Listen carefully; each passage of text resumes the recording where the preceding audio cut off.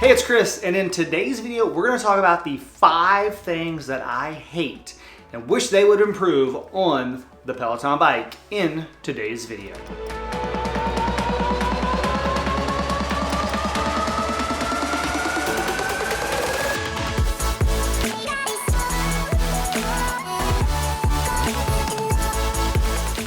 So starting off with number 1, the one thing I wish they would improve, change, wish the Peloton bike had, and hopefully they'll fix in the version 2 of the bike, is I wish the screen would rotate, like left, right, more up and down, spin around, like a bunch of different, directions.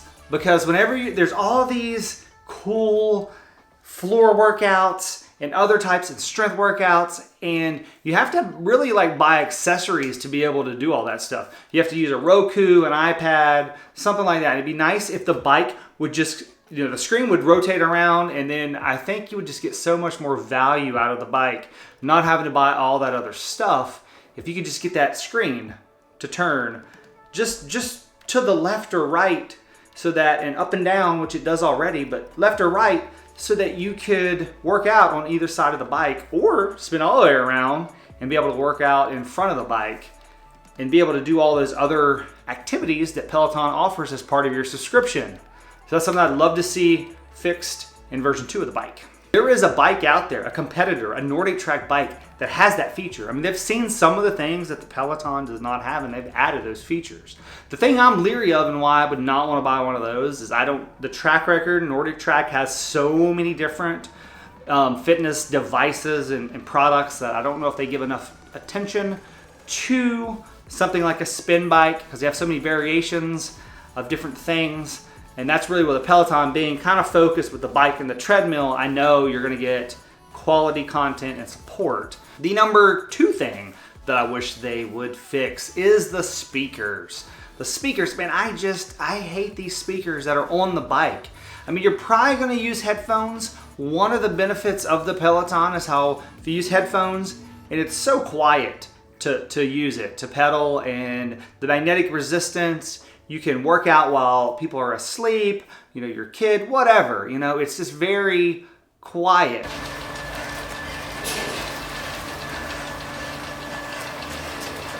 And sometimes though, I maybe am feeling extra motivated that day. I'm the only one at home, so I'm home by myself. I just want to kind of rock out, sing out to the music. It'd be nice to be able to not have to wear headphones. It's one less thing that you'd have to buy.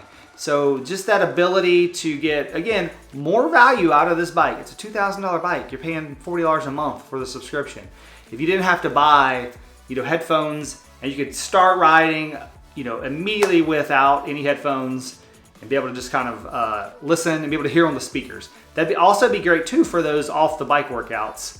If you're doing off the bike, you're going to do some stretching, yoga, strength training, to be able to have those speakers on the bike just sound better, because that music is such a part of the Peloton. And yes, they are getting hit with a $150 million lawsuit for not, apparently, allegedly, I don't know, I'm not a lawyer, of not licensing the music. That's the allegations. So hopefully they get that worked out, please, because obviously the music is one of the big reasons that I keep coming back to the Peloton.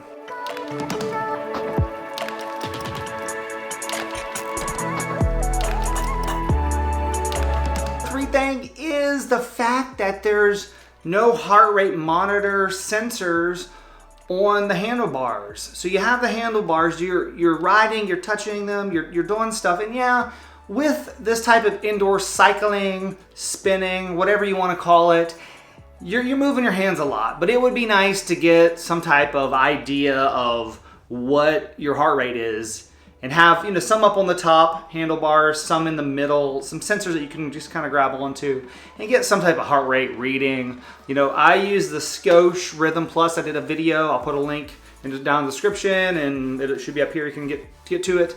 But I have this Scosche Rhythm. It's not bad. It's one of the best heart rate monitors. It's significantly better than the chest one. I'm just never been a fan of chest ones. The Scosche I've had is almost 2 years old. It's starting to get a little wore out. It would just be nice especially with easier rides or just to get started when you first get the bike, to be able to have a heart rate monitor on those handlebars, like the sensor, so you can grab onto them and get your heart rate reading. I think, until you start getting real serious with this, then maybe you would want a heart rate monitor. But right now, the way the bike is configured, you have to go buy a heart rate monitor if you want that reading on the display.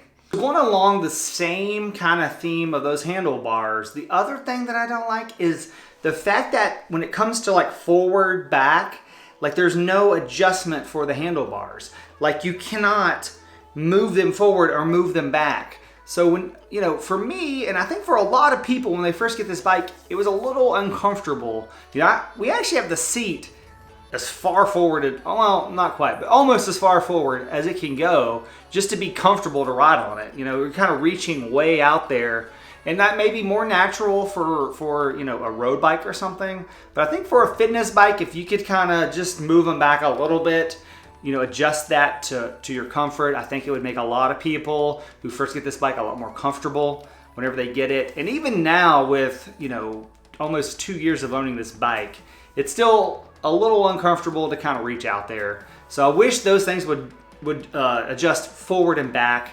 That's just an annoyance. It's one of the things I hate. It'd be so much more comfortable if it would do that. So I'd love to see that fixed in the next one as well.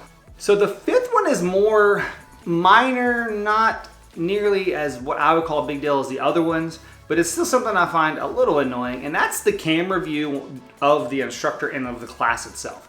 So there's a lot of emphasis on the instructor. I get it. That's who's instructing you. That's who's teaching you. That's who's you're following. They have multiple camera angles that go around and in front and to the side, so you can see their form, all that good stuff. That is great, but the problem I have is that the lighting for the rest of the studio is kind of dark, and you really only can see, I think it's like the person to the right will be a little bit bright. That's someone that's in the class.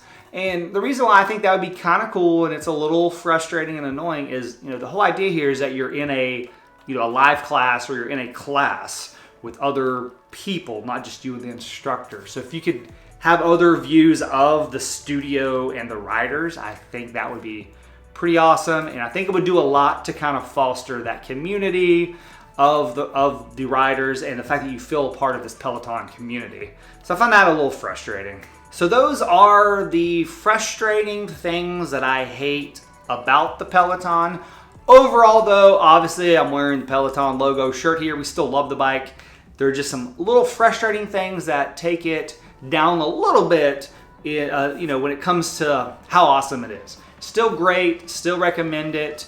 Would love to see a version 2 with some of those changes. So if you like this video, go ahead and hit a thumbs up down below. If you want to see more videos on the Peloton, kind of smart fitness devices, products, things like that, plus the other videos that I do, go ahead and hit subscribe.